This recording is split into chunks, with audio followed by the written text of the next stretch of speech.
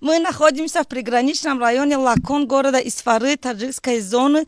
За этими стенами находится уже кыргызская страна.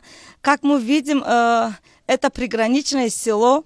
Первые пули или гранатометное или минометное нападение пришло на это село, на этот дом.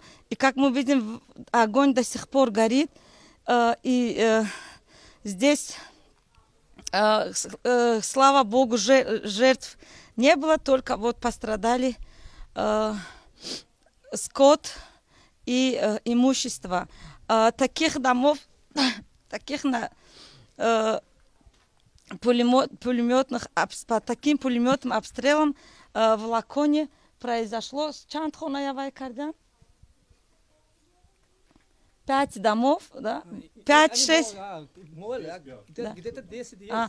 В этом селе где-то района 10 домов полностью были разрушены, и они нуждаются в полном восстановлении.